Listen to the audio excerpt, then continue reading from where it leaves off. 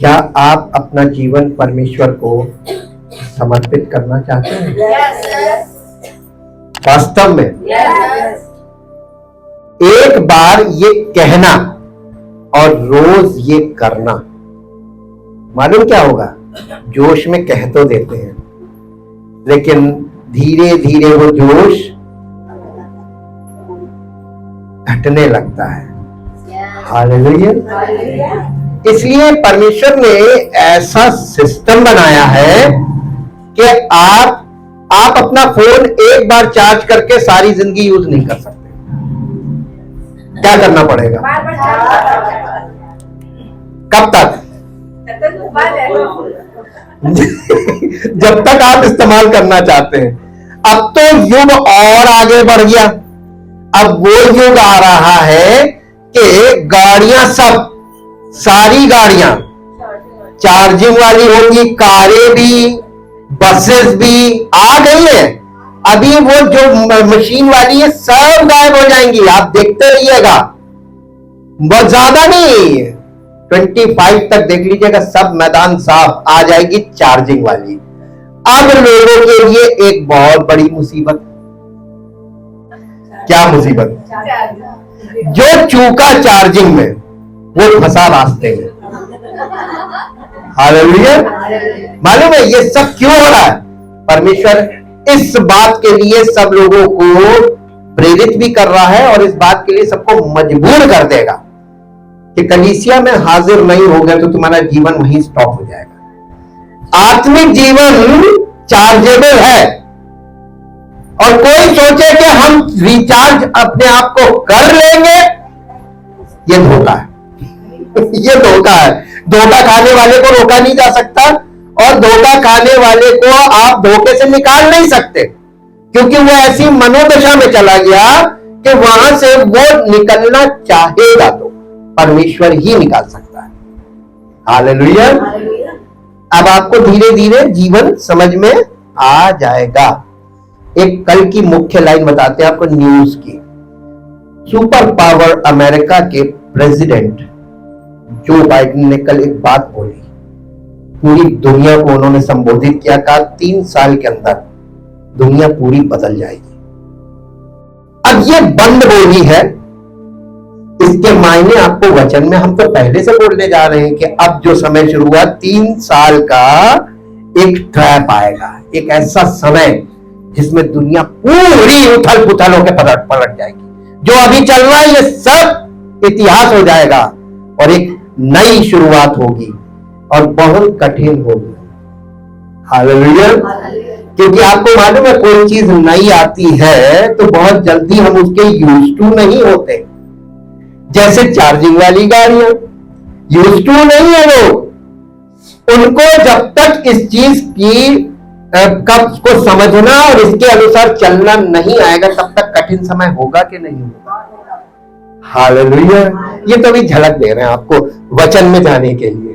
Hallelujah. मेरे साथ एक पद निकाल के पढ़िए जो आपको मिलेगा। रोमियो की पत्री उसका 3 अध्याय, रोमियो की पत्री उसका 3 अध्याय और 3 अध्याय का 23 पद पढ़ेंगे। Romans chapter 3 verse 23। इसलिए कि सबने पाप किया है और परमेश्वर की महिमा से रहित है। सबने पाप किया है, इसका मतलब कौन कौन होगा? Every human being, all are sinner. अब कोई ना माने कोई प्रॉब्लम नहीं, लेकिन जो बात लिखी हुई है न्याय उसके अनुसार होगा। यहां जो लिखा हुआ है, आपके मन के विश्वास पर आपका न्याय नहीं होगा, यह ध्यान रखिएगा। मान लीजिए आपका मन आपको कहता तुम धर्मी हो, हम धर्मी हैं, हम पापी नहीं है, मानने को तैयार नहीं, कोई आपको मनवाएगा नहीं, मानो या ना मानो। हाँ, क्योंकि ये बात परमेश्वर ने यहां पर डिस्क्लोज की, खोली है लेकिन ये होश शुरू में गया था जब हम थे ही। ये हम सब का जो सारी मानव जाति का जो पहला परिवार था, यानी माता पिता, आदि माता आदि पिता, ये उनको उसी समय सेंटेंस सुना दिया गया था। क्या क्या सुनाया गया था सेंटेंस? किसी को याद नहीं? मेरे साथ चलिए, यहां पर कुछ लगा लीजिए, हम लौटेंगे। मेरे साथ चलिए, उत्पत्ति की पुस्तक, उसका 2 अध्याय और उसका 17 पद। उत्पत्ति की पुस्तक, हाँ, पर भले या बुरे के ज्ञान का जो वृक्ष है उसका फल तू कभी ना खाना।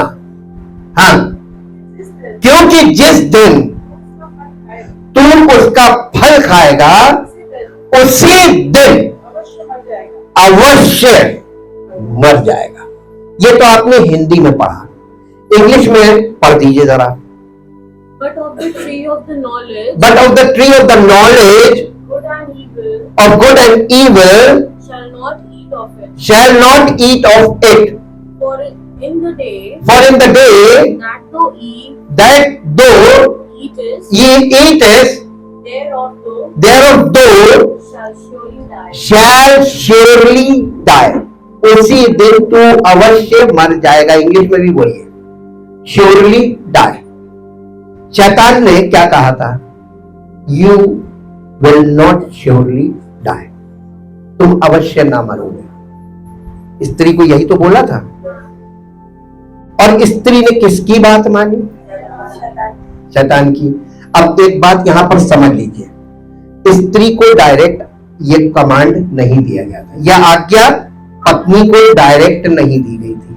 ये आज्ञा जिस समय दी है 17 में, ये आज्ञा स्त्री को उस समय दी गई थी, उसको आदम को दी गई थी जब स्त्री नहीं थी, वो आदम में थी। आदम की पसली से निकाल के बनाया था ना, तो स्त्री कहां थी? आदम में थी। तो ये आज्ञा दी किसको थी? जब वो दोनों एक तन थे तब दी थी। हालेलुया। इतनी अंडरस्टैंडिंग पर कोई पहुंचा ही नहीं। जब दोनों एक थे, एक ही तन थे, तब परमेश्वर ने यह आज्ञा दी थी। और जब वो 2 तन बने तो शैतान ने किसको समझाया? क्योंकि ये डायरेक्ट कमांड नहीं था स्त्री के लिए, थ्रू यानी हस्बैंड। तो हस्बैंड को बोला था। अब ये किसकी जिम्मेदारी थी कि स्त्री को इस विषय में समझा के रखे? एडम को। एडम मस्त, तो ईव भी मस्त। जब दोनों अलग अलग रहेंगे, डिटैच रहेंगे, तब कौन काम करता है? किसके माइंड में करता है? बिल्कुल, आज भी एग्जैक्टली है यही एग्जैक्टली आज। इसीलिए 9 में लिखा है पति पत्नी दोनों बहुत देर तक अलग ना रहे, क्योंकि जॉब तो करेंगे तो अलग तो होना पड़ेगा।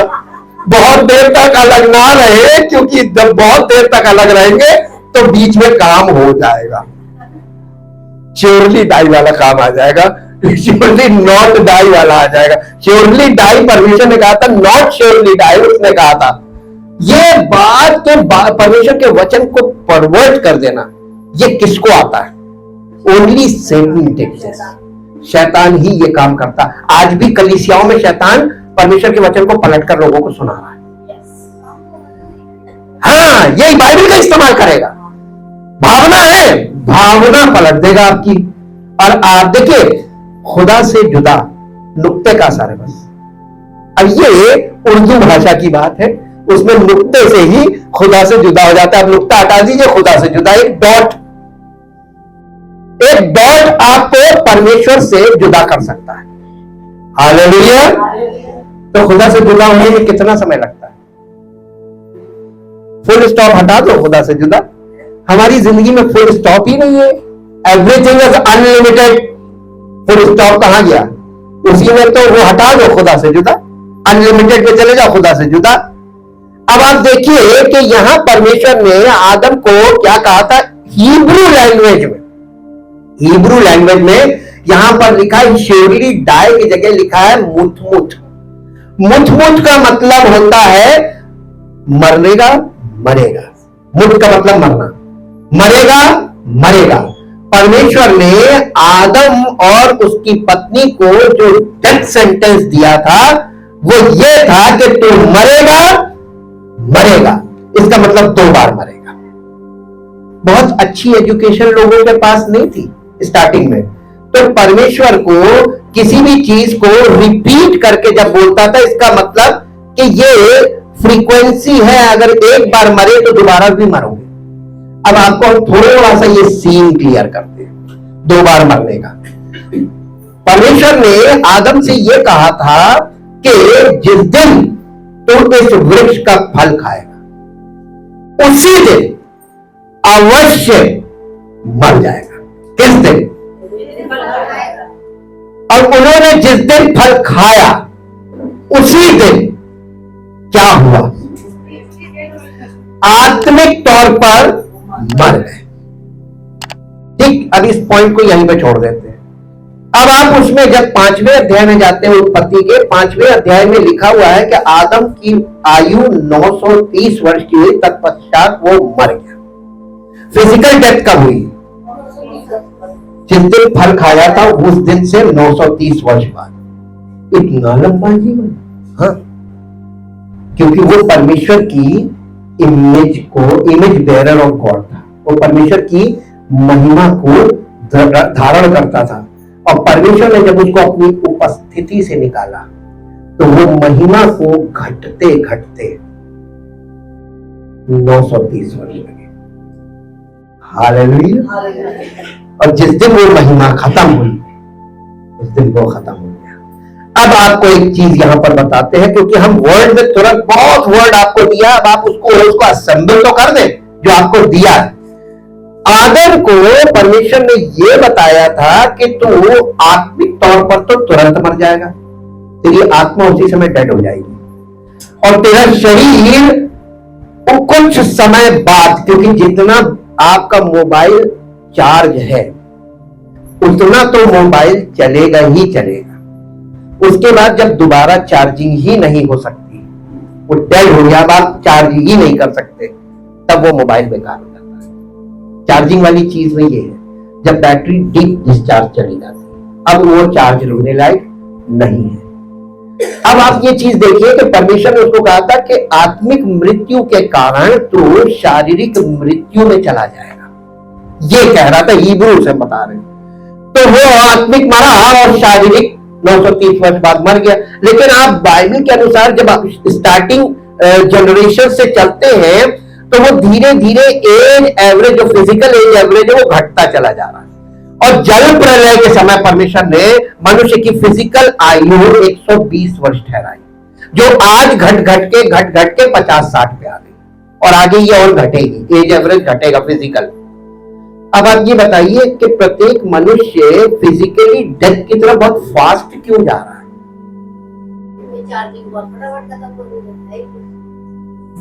आत्मा के द्वारा आपकी आत्मा मृतक है, और जब डेड स्पिरिट इज डेड तो फिजिकल लाइफ आपकी कितनी है?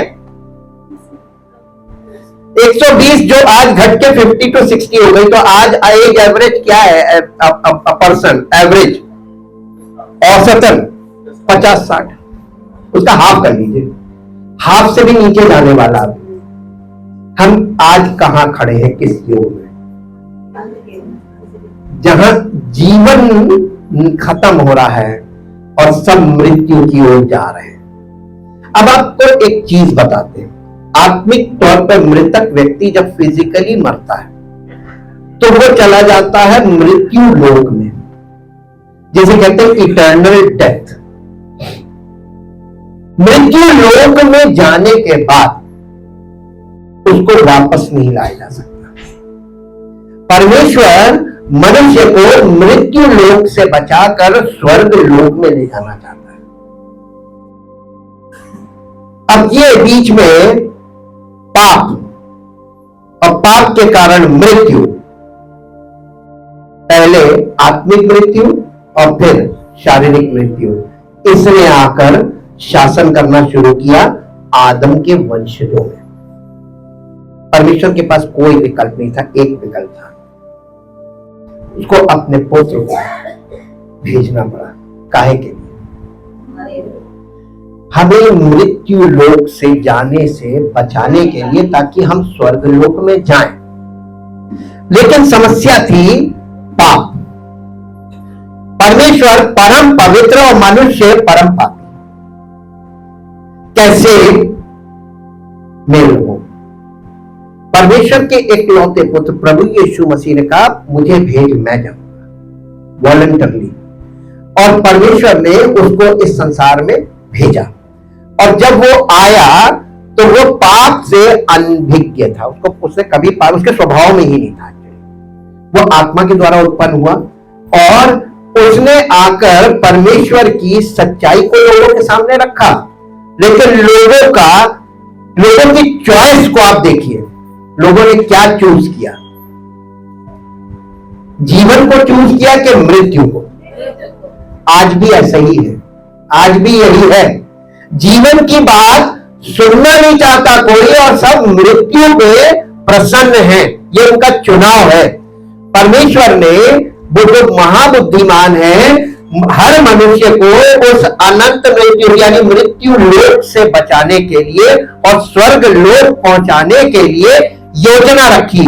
और वो योजना है परमेश्वर के इकलौते पुत्र प्रभु यीशु मसीह के उस बलिदान के कारण हम पाप से छूट सकते हैं। एक आशा है, लेकिन ये आशा काम कैसे करेगी? यीशु मसीह के बलिदान से हमको एक मौका दिया जाता है कि अब जब आप यीशु मसीह पर विश्वास करते हैं ना, वो हमारा प्रभु है, हमारा उद्धार करता है, उसने हमारे पापों को अपने ऊपर उठा लिया, उसकी मृत्यु हो, हमारी मृत्यु हो, मेरे लिए मारा गया, मेरे लिए गाड़ा गया, मेरे लिए जी उठा, मेरा है मसीह। हम इस बात को जब एक्सेप्ट कर लेते हैं हृदय में और इस बात पर टिक जाते हैं, ही इज माय सेवियर, तो परमेश्वर हम लोगों को एक मौका देता है कि ठीक, अब तुम यानी कलीसिया में समर्पित होकर उसकी इच्छा और योजना के अनुसार जीवन व्यतीत करना शुरू करो। अगर तुम यहां पर कमिटेड हो गए, सबमिट कर दिया, तुमने सरेंडर कर दिया और पवित्र आत्मा के वश में हो गए, तो तुम स्वर्ग लोक पहुंच जाओगे।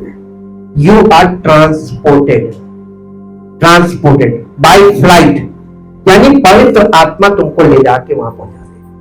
हमें जाना नहीं है वहां पे, हमारा फिजिकल प्रयास नहीं है। ये बात बहुत ध्यान रखिएगा। ये सिर्फ हृदय परिवर्तन वाली बात है, आपके अंदर की सारी भावना पलट जाए। हालेलुया। अब यीशु मसीह ने भी अपना काम कर दिया और लोग यीशु मसीह पर विश्वास करके उद्धार प्राप्त कर लेते हैं। यहां तक तो सब ठीक है, क्योंकि यहां करना कुछ नहीं है, सिर्फ विश्वास करना है। असली कहानी इसके बाद शुरू होती है कि विश्वास के बाद जब लोग भटकने लगते हैं। मेरे साथ एक पद निकालिए जो आपको मिलेगा रोमियो की पत्री 3 अध्याय, गलातियों की पत्री, द बुक ऑफ गलेशियन चैप्टर 3, गलातियों की पत्री 3 अध्याय, गलातियों की पत्री 3 अध्याय और उसका पहले पद से पढ़िए। हे निर्बुद्धि गलातियों, किसने तुम्हें मोह लिया है? तुम्हारी तो मानो आंखों के सामने ये यीशु मसीह क्रूस पर दिखाया गया। हाँ, मैं तुमसे केवल ये पूछना चाहता हूं, हाँ ये जानना चाहता हूं कि तुमने पवित्र आत्मा को क्या व्यवस्था के कामों से या विश्वास के समाचार? देखिए, एक तरफ व्यवस्था के काम है और एक तरफ विश्वास का समाचार है। सुसमाचार का मतलब है, गॉस्पल का मतलब है विश्वास का समाचार। आपको पवित्र आत्मा व्यवस्था के कामों से, कर्म कांड करने से मिलेगा या विश्वास के समाचार से मिलेगा? ये तो लोगों को नहीं समझ में आ रहा। वो लोग कहते हैं बस हमको एक बार हमने विश्वास कर लिया, अब हम प्रभु में सुरक्षित हैं। ये तो वही बात आ गई, एक बार गाड़ी चार्ज कर ली, अब तो दोबारा में रिचार्ज की जरूरत ही नहीं।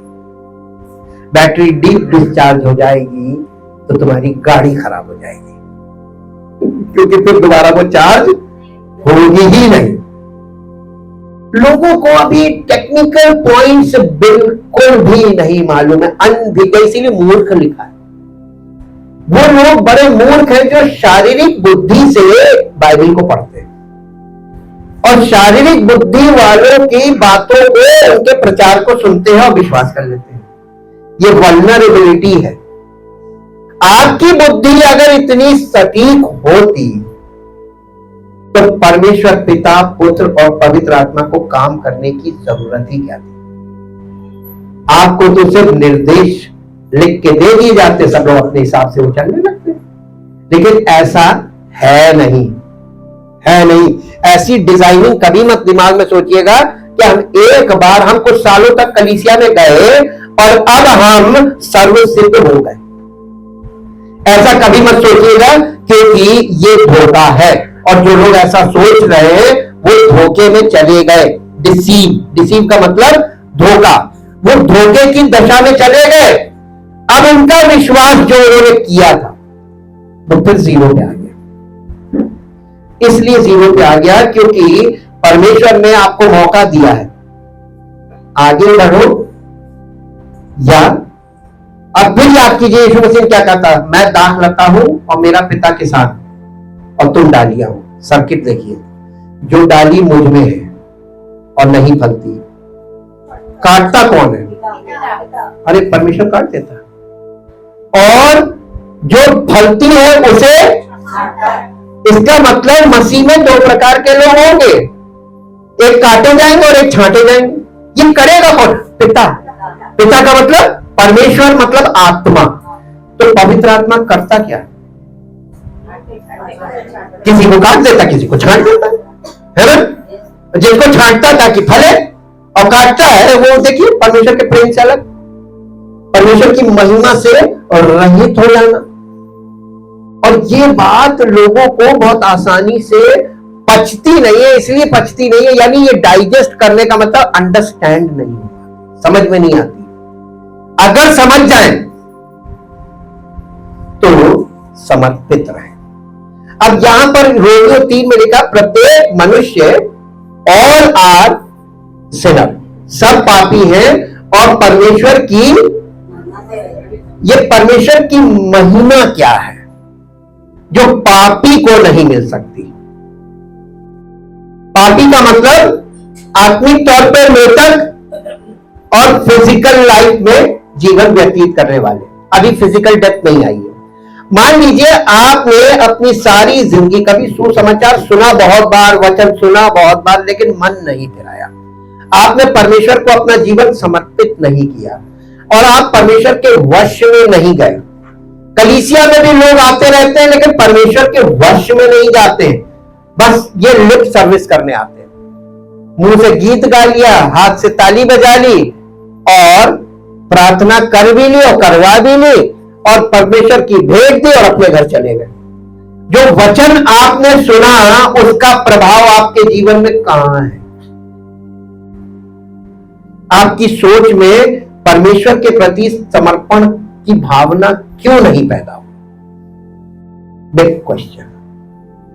और अगर ऐसा नहीं हुआ इसका मतलब वचन आपके अंदर नहीं गया, दिल में नहीं गया। क्योंकि दिल में जाएगा तो उस पर विचार, आपके दिल में जो चीजें होती है उस पर आप विचार करते हैं कि नहीं करते, है ना? तो आपके अंदर वचन नहीं गया, इसका कारण क्योंकि आप वचन पे विचार नहीं कर रहे। आप रात दिन 24 घंटे सब बातें सोचते हैं, लेकिन बाइबल में आपने जो वचन सुना उसके विषय में आपने बिल्कुल भी चर्चा नहीं की, क्योंकि जो कुछ मन में होता है उसके मुंह पे आता है। प्रिंसिपल पे चलो ना, बिल्कुल यीशु मसीह ने प्रिंसिपल कहा था, जो कोई मनुष्य के दिल में होगा उसके मुंह पे आएगा। आपके मुंह से हर समय क्या बातें निकलती? आपकी बोली आपका भेद खोल रही है। क्या बातें करते रहते हैं।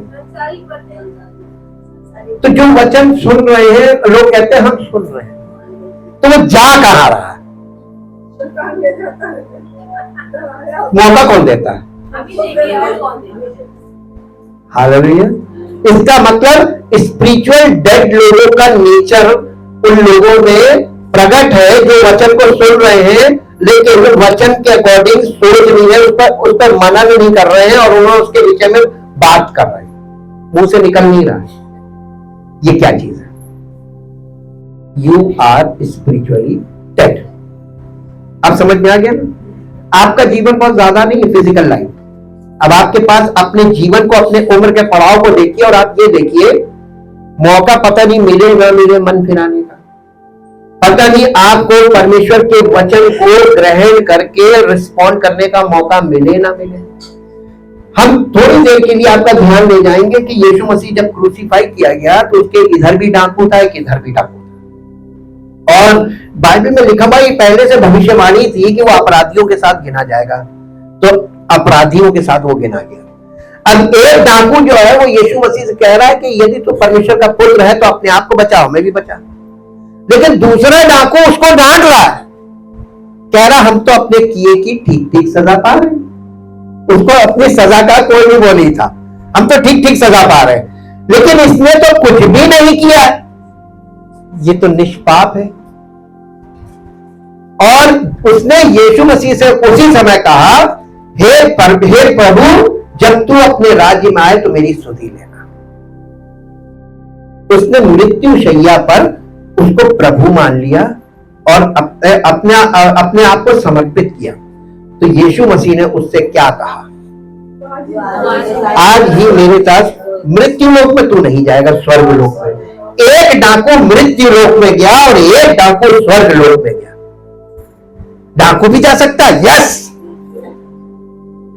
Every sinner has a chance to go into heaven. स्वर्गलोक में जाने का अधिकार सबको दे दिया परमेश्वर ने, लेकिन रास्ता समझ लीजिए क्या है। पवित्र आत्मा पृथ्वी पर है। अब आप कहेंगे कहां? कलीसिया में। अब कलीसिया ढूंढो, कौन सी कलीसिया में है? ये भी एक बिग क्वेश्चन है। हर कलीसिया में नहीं है। कलीसिया जहां परमेश्वर के वचन के आधार पर क्योंकि पवित्र आत्मा का काम वचन के आधार पे होगा और कोई दूसरी चीज का वो प्रयोग नहीं करेगा, किसी पुस्तक का प्रयोग नहीं करेगा, किसी और रिसोर्स का प्रयोग नहीं करेगा, डायरेक्टली सोर्स का प्रयोग करेगा। Source is the Bible. Bible is only source. अब बताइए, सूरज का विकल्प आप ढूंढ सकते हैं? अरे हाइड्रोजन लगा लीजिए सूरज के लिए।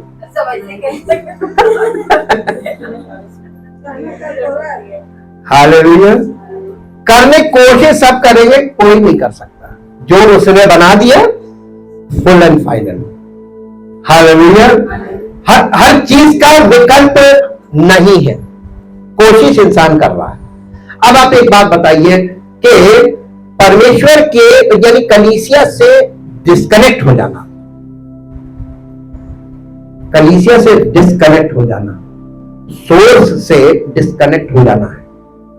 यानी कि आप बिजली की जो हाइडल पावर है, मेन पावर, इलेक्ट्रिसिटी पावर, और एक आपके पास स्टोर्ड कैपेसिटी है यानी इन्वर्टर। इन्वर्टर एक स्टोर्ड कैपेसिटी है। स्टोर्ड कैपेसिटी का मतलब आप उसको चार्ज कर लेते हैं, जितना वो चार्ज होता है उतना ही वो आपको बिजली देगा। अब आप बिजली कटवा दीजिए, अपने इन्वर्टर पर टिक जाइए। उसके बाद फिर आपको बिजली का कनेक्शन फिर से करवाना होगा, फिर से आप रिकनेक्शन चार्ज दीजिए, फिर पूरी प्रक्रिया से होकर गुजरिए। अब आप बताइए, जो लोग कलीसिया से डिस्कनेक्ट हो जाते हैं उनको फिर से शुरुआत करनी पड़ेगी। हम क्यों बार बार कह रहे हैं? रेगुलरिटी। परमेश्वर को आपकी पिक्चर नहीं चाहिए, ऑनलाइन काम नहीं हो सकता। स्कूल की क्लासेस ऑनलाइन चल सकती हैं, लेकिन कलीसिया ऑनलाइन नहीं चल सकती। ऑनलाइन क्लासेस भी अच्छी नहीं होती। नहीं, वो एक विकल्प है फर्जी का। टीचर बैठे ना और बच्चा भी ना बैठे, उसको काम कराते रहो। तो ये एक ड्रामा है कि ड्रामा चलता रहे, दुनिया को पता चले कि हाँ काम हो रहा है, भले कुछ ना हो। कलीसिया कभी भी ऑनलाइन नहीं चल सकती। अगर परमेश्वर ने ऐसा सिस्टम बनाया होता तो बाइबल में जरूर होता। लिखा हुआ है जैसे जैसे तुम उस दिन को, यानी यीशु मसीह की सेकंड कमिंग को, उस दिन को नजदीक आते देखो और ज्यादा जमा हुआ करो। हालेलुया। और जैसे जैसे वो दिन नजदीक आएंगे, आपके जमा होने के लिए आपको चैलेंज है कि तुम जमा हो के तो दिखाओ। This is a challenge for believers. ये बिलीवर्स के लिए चैलेंज है। लेकिन आपको एक बात और बता दें, अगर आपके दिल में चाहत होगी, रास्ता वो बना देगा। हालेलुया। चाहत ही नहीं है तो रास्ता भी नहीं बनेगा। जिसके अंदर चाहत होगी उसे वो अवेलेबल होने में, उसके सारे बंधन खोल देगा, वो आज हाजिर हो जाएगा। चाहत ही नहीं है तब कुछ नहीं हो सकता। चॉइस पर डिपेंड करता है। आपको उद्धार चाहिए, चॉइस पर डिपेंड। आपको चूज करना पड़ेगा, आपको इच्छा से इस चीज को कि मैं चाहता हूं प्रभु। जो कोई चाहे प्रभु के पास आए, चाहत के साथ आए, वरना आपको प्रभु मिलेगा नहीं, क्योंकि सिस्टम नहीं है। अब आप ये देखिए कि 2 बार के बाद 2 मृत्यु, यानी आत्मिक तौर पर सब मृतक पैदा हो रहे हैं और फिर शारीरिक मृत्यु के बाद मृत्यु लोक में जा रहे हैं। परमेश्वर ने इसका एक प्रयोजन किया कि उसके पुत्र ने पाप, जिसके कारण ऐसा हो रहा था, जो मेन कॉज था, उसको अपने ऊपर ले लिया। कॉज लिया है सिन, और उसने उस सिन को क्रूस पर, मालूम पाप की मजदूरी क्या है, पाप का रिजल्ट क्या है, मृत्यु। और पाप की मजदूरी किसने उठा ली? तो वो पाप किसके थे? जो यीशु मसीह पर। मानते हैं? अब एक बात बताइए कि जब यीशु मसीह ने हमारे पापों को अपने ऊपर लेकर क्रूस पर मृत्यु पर जयवंत हो गया, यानी तीसरे दिन जी उठा, उसने मृत्यु का नाश कर दिया, मृत्यु लोक में पहुंचा दिया मृत्यु को। अब ये बताइए कि हम लोग तो अभी भी पापी, स्वभाव से पापी हैं। यीशु मसीह ने जिस पाप को क्रूस पर मिटाया वो क्या था? वो मानव जाति के ऊपर पाप का दोष जो परमेश्वर की ओर से लगा था व्यवस्था में कि प्रत्येक मनुष्य पापी है, वो दोष था। और यीशु मसीह ने पाप को नष्ट करके पाप के दोष से हमें छुड़ा लिया। इसी को उद्धार कहते हैं।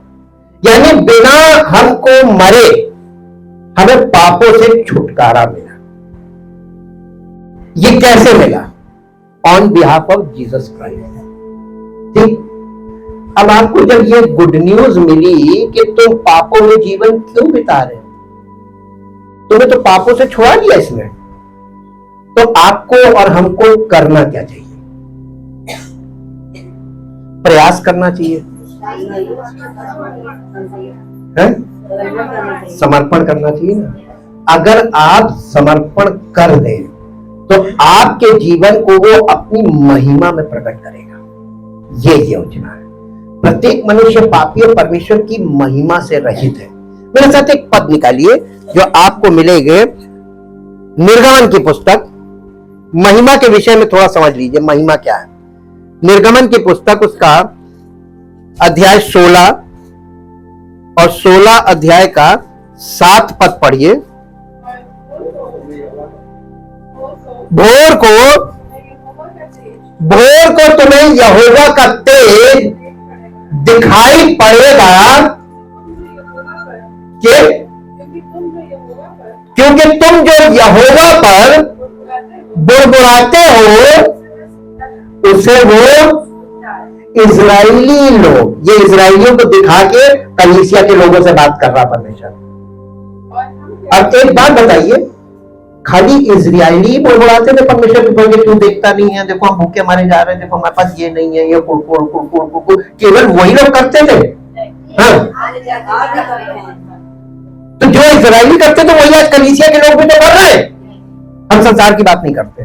परमेश्वर का वचन संसार के लोगों से बात नहीं कर रहा है, परमेश्वर का वचन हमसे और आपसे बात कर रहा है। Those who are in his presence, जो उसकी उपस्थिति में है उनसे बात कर रहा है।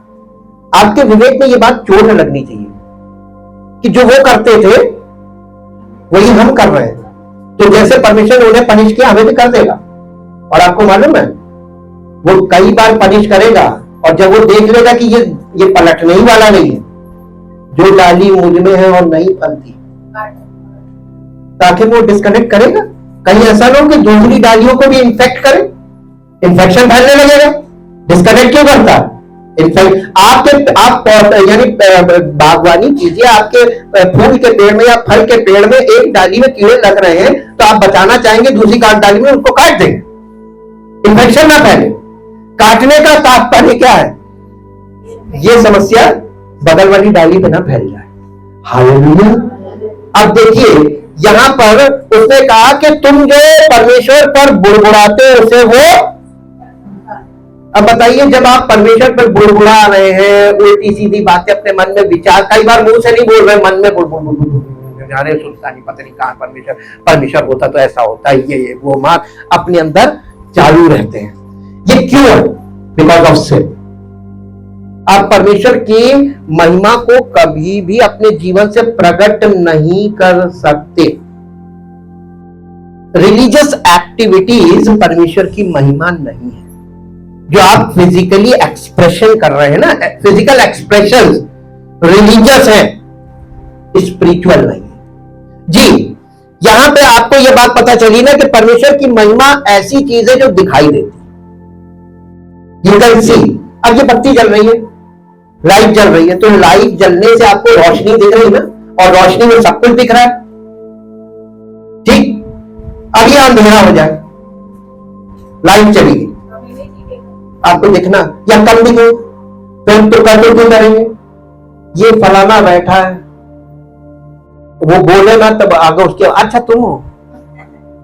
आंख कमजोर होती है तो फिर कान काम करते हैं पहचानने का। हालेलुया। हमारा ऐसा ही हाल है। जी, अब आपने एक चीज देखी, परमेश्वर की महिमा से रहित है, यानी परमेश्वर की उपस्थिति का उनको अनुभव नहीं है। परमेश्वर की महिमा से रहित, तो जबकि परमेश्वर सुन रहा है, इसका मतलब उनको ये नहीं मालूम था कि वो बड़बड़ा रहे और परमेश्वर है। आपको पता है परमेश्वर आपके चारों ओर है। He is everywhere. God is omnipotent, omnipresent, omniscience, सर्वज्ञ, सर्वसामर्थी और सर्वज्ञ उपस्थित है एक ही टाइम में। और आप गुड़ कर रहे हैं। आप जो कुछ सोच रहे हैं, जो कुछ कर रहे हैं, जो कुछ बोल रहे हैं, जिस प्रकार का व्यवहार कर रहे हैं, जिस प्रकार की संगति कर रहे हैं, वो सब उसको मालूम चल रही है। और वो कह रहा है यार ये मुझे देख नहीं सकता, लेकिन मैं इसकी हर चीज देख रहा हूं। ये क्यों है? Because of sin. पाप ने मनुष्य को परमेश्वर की महिमा से पृथक कर दिया। परमेश्वर ज्योति है, उस ज्योति से पृथक कर दिया। परमेश्वर प्रेम है, उस प्रेम से पृथक कर दिया। परमेश्वर सत्य है, उस सच्चाई से आपको कट ऑफ कर दिया। तो जब परमेश्वर की महिमा से रहित का मतलब परमेश्वर प्रेम है, यानी परमेश्वर के प्रेम से कट ऑफ हो जाना। परमेश्वर की महिमा से रहित होने का मतलब है कि परमेश्वर की सच्चाई से कट ऑफ हो जाना, परमेश्वर की उपस्थिति से कट ऑफ हो जाना, उसका प्रकाश, परमेश्वर की ज्योति से कट ऑफ हो जाना। यही बात यिर्मयाह कह रहा था। यिर्मयाह के द्वारा परमेश्वर का आत्मा कह रहा है कि उन्होंने मुझ बहते जल के सोते को, यानी सोर्स ऑफ लिविंग वाटर, उसे छोड़ दिया और अपने लिए हौद बना लिए, यानी अपने लिए कुछ विधियों को तैयार कर लिया। वो अपना खुद करने लगे, अपनी खुद उन्होंने व्यवस्था बना ली। यही बात है कि इलेक्ट्रिसिटी को लाइन कटवा कर इन्वर्टर पर आ गए। इन्वर्टर क्या है? Broken system. और हाइडल सप्लाई जो आ रही है, ये क्या है? ये है सोर्स। आप सोर्स को कभी भी नहीं हटा सकते। रिसोर्स फॉर टाइम बीइंग है, लेकिन सोर्स इज मस्ट। आपको मालूम है नदी क्या है? सोर्स है कि रिसोर्स है? ना, देखिए फिर तुक्केबाजी हो गई ना, पहले सोल बोल दिया फिर रिसोर्स बोल दिया। रिसोर्स का मतलब होता है कि सोर्स के द्वारा जो चैनल है जिससे आप तक कोई चीज पहुंच रही है उसे रिसोर्स बोलते हैं, जो सोर्स से जुड़ी हुई है। अगर प्रभु यीशु मसीह सोर्स है, उससे हम कैसे जुड़ सकते? Through resource. कलीसिया रिसोर्स है, उससे सोर्स से कनेक्शन का। और अगर आप रिसोर्स पर ही भरोसा कर ले और उसका सोर्स से कनेक्शन कट गया, तो कलीसिया भी एक इन्वर्टर की तरह है, जब तक चार्ज होगी तब तक, उसके बाद डिस्चार्ज। हालेलुया। बहुतों की सेवाएं शुरू होती हैं, बड़ी भारी शुरू होती हैं और एकदम जीरो हो जाती है। हालेलुया। आपके जीवन में मसीही जीवन की शुरुआत भी ऐसे ही होती है, जोर शोर से होती है, फिर धीरे धीरे, जैसे गुब्बारे में से हवा। आप गुब्बारे में हवा उड़ा के टांग दीजिए और रोज देखिए उसको।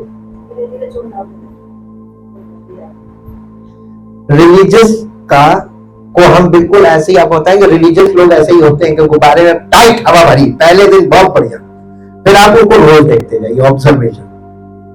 और एक दिन ऐसा तो पूछो कैसा हो रहा, और कोई गुब्बारे में फट ही जाता। हालेलुया। लेकिन परमेश्वर हमको ऐसा पिच का गुब्बारा ये वाले प्रोसेस में नहीं डालना मांगता, वो हमको जीवन से कनेक्ट करना मांगता। सोर्स ऑफ लाइफ, ये सोर्स ऑफ लाइफ ये केवल केवल केवल यीशु मसीह है। इसलिए उसने सामरी स्त्री से कहा था, यदि तू परमेश्वर के वरदान को जानती और ये जानती कि वो कौन है जो तुझसे जल मांग रहा, तो तू उससे मांगती और वो तुझे जीवन का जल देता। यीशु मसीह एक्चुअली पानी मांगने का उसका कारण था, भले प्यास ना लगी। बातचीत शुरू कैसे हो?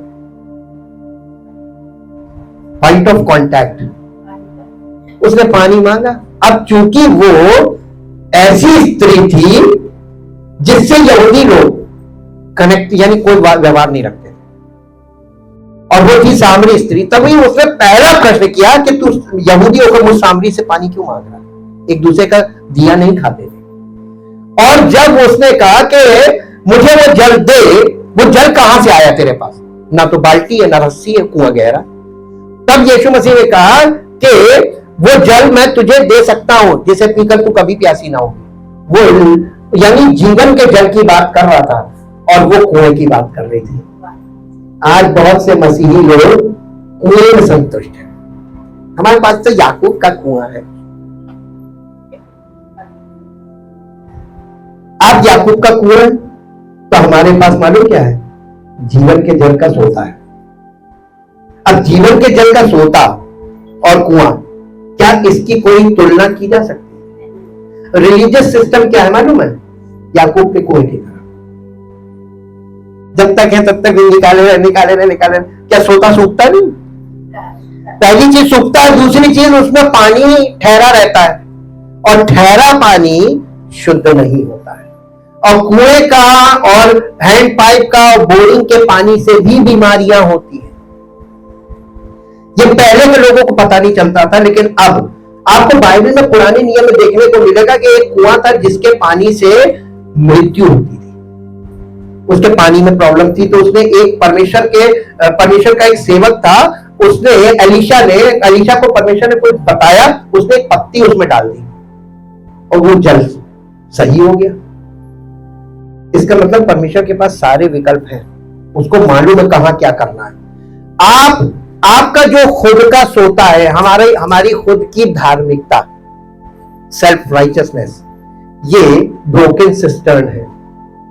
एक दिन आपकी धार्मिकता हार जाएगी, लेकिन प्रभु यीशु मसीह की धार्मिकता जयवंत है, ये याद रखिएगा। अगर आप इस पर भरोसा रखते हैं तो आपको कुछ नहीं करना है, कुछ नहीं करना, फिजिकली कुछ नहीं करना, लेकिन आपको अपना जीवन उसको सरेंडर कर देना।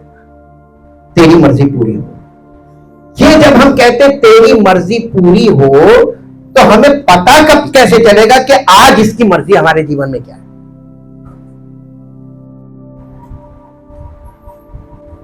आज हमारे जीवन में प्रभु की मर्जी क्या है? मालूम तुक्के क्या लगाते लोग? जिस दिन आपका कोई काम नहीं बना, आप अपने मन में कहेंगे आज प्रभु की मर्जी नहीं थी। एज्यूम कर रहे हैं आप। अगर आप प्रतिदिन परमेश्वर के वचन को जो आपको भेजा जाता है, इसमें आप ये देखें कि प्रभु की मर्जी आज आपके जीवन में क्या है। आपको रोज एक ही चीज मिलेगी, अपने आप को समर्पित कर दे, सरेंडर कर दे। अब मेरे हाथों में आ जा, अपने आप जीवन मुझे दे दे। अब यही काम नहीं कर रहे, बाकी आप प्रभु बताओ हम क्या करें। तुम शरीर से करने को तैयार है और वो तुमसे कह रहा सरेंडर करो। सरेंडर करने का मतलब क्या हुआ?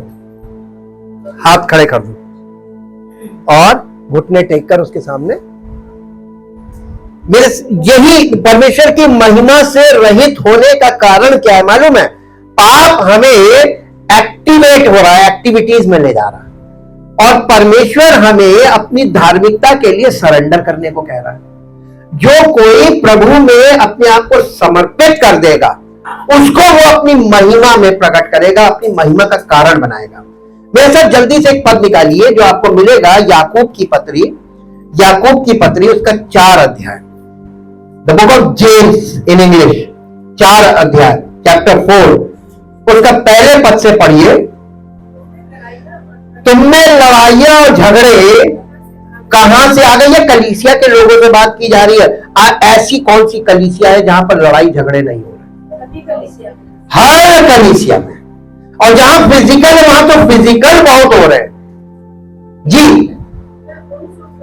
क्या उन सुख विलासों से नहीं जो तुम्हारे अंगों में लड़ते भिड़ते हैं? तुम लालसा रखते हो और तुम्हें मिलता नहीं। तुम हत्या और डाह करते हो और कुछ प्राप्त नहीं कर सकते। तुम झगड़ते और लड़ते हो, तुम्हें इसलिए नहीं मिलता कि मांगते नहीं हो। अच्छा, कुछ लोग मांगते ही नहीं है। अब कुछ लोग मांगते हैं तो उनके लिए लिखा और मांगते हो और पाते नहीं, इसलिए शारीरिक अभिलाषाओं में मांग रहे हो, शारीरिक चीजें मांग रहे हो जी, ताकि अपने भोग विलास में उड़ा दो, तब भी नहीं मिलेगा जी। हे व्याभिचारिणियों, ये मंडली को बोला जा रहा, फीमेल है ना, मंडली को फीमेल है। हे व्याभिचारिणियों, क्या तुम नहीं जानती कि संसार से मित्रता कर रखनी? अब आप बताइए, आप जिस कलीसिया में हैं वहां सांसारिक प्रेम है कि परमेश्वर के प्रति प्रेम? नहीं। सांसारिक प्रेम कैसे? संसार से प्रेम करना, परमेश्वर से हाँ दुश्मनी है। कितने लोग चाहते हैं परमेश्वर से दुश्मनी? आप संसार से खूब प्यार कीजिए, सांसारिक चीजों में खूब मन लगाइए, और आप अंत देख लीजिए। संसार में पहले से लिप्त है उनका अंत देख लीजिए और ये सोच लीजिए आपका भी यही होगा। हो सकता है इससे भी बुरा हो जी। सो जो कोई संसार का मित्र होना चाहता है वो अपने आप को परमेश्वर का बैरी बनाता है जी। क्या तुम ये समझते हो कि पवित्र शास्त्र व्यर्थ कहता है जिस आत्मा को किसने? परमेश्वर ने हमारे अंदर जो आत्मा बसाया है, ये हमारी ह्यूमन स्पिरिट की बात कर रहा है। हमारे अंदर जो आत्मा बसाया है, क्या वो ऐसी लालसा करता है जिसका प्रतिफल दाह हो? वो तो और भी अनुग्रह देता है। इस कारण ये लिखा है कि परमेश्वर अभिमानियों का विरोध करता है। अभिमान जिनमें होता है, घमंड, अभिमानियों का विरोध करता है, पर दीनों पर अनुग्रह करता है। परमेश्वर अनुग्रह किस पर करता है? दीन का मतलब क्या है? इंग्लिश में आइए, एम्प्लीफाइड। एम्प्लीफाइड है किसी के पास जी? ये कौन सी वर्स है? 6, James chapter 4 verse 6। But he gives us more and more grace, power of the Holy Spirit power of the Holy Spirit to meet this evil to meet this evil tendency tendency and all others fully. fully। यानी कलीसिया में सब लोगों को पवित्र आत्मा के द्वारा वो ऐसा सामर्थ्य देता है अनुग्रह करके, ताकि हम अपनी इस प्रवृत्ति पर, टेंडेंसी का मतलब होता है नेचर, स्वभाव, अपनी इस प्रवृत्ति पर जयवंत हो। जी, That is why he says God set himself against the proud against the proud and haughty, and haughty, but gives grace continually continually to the lowly, those those who are humble who are humble enough enough to receive it. To receive. यानी दीन का मतलब है इतने दीन और नम्र हो स्वभाव में कि आप परमेश्वर के वचन को ग्रहण करने वाले।